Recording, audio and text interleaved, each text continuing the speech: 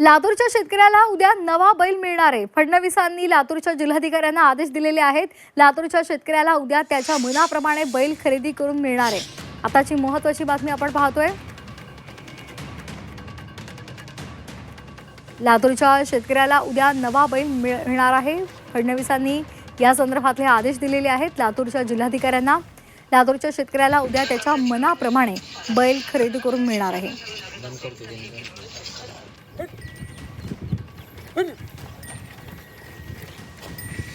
तर आपण ही दृश्य पाहतोय।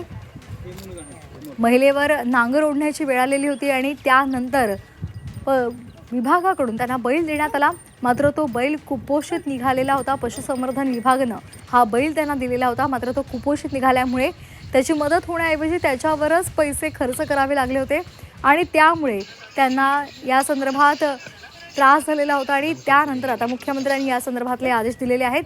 ओम देशमुख आमचे प्रतिनिधी आपल्याला या संदर्भात अधिकची माहिती देत आहेत। ओम, सुरुवातीला पशुसंवर्धन विभागाने जो दिलेला बैल होता तो कुपोषित निघाला आणि त्यामुळे त्या दाम्पत्याला फायदा होण्याऐवजी त्याचा त्रासच झालेला आहे, मात्र आता मुख्यमंत्र्यांनी या संदर्भात नवे आदेश दिलेत। काय नेमके अपडेट्स आहेत? श्वेता, आपण पाहिलं असेल की लातूर मधल्या शेतकऱ्याच्या संदर्भात जे वृत्त होतं ते सर्वप्रथम 24 तास महाराष्ट्रासमोर आणलं।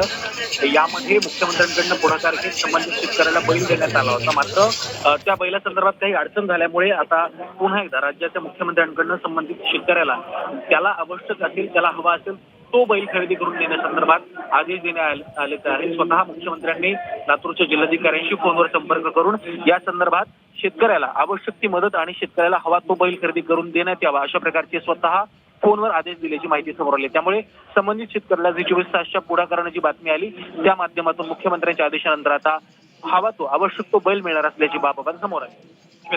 धन्यवाद आपण दिलेल्या माहितीसाठी ओम।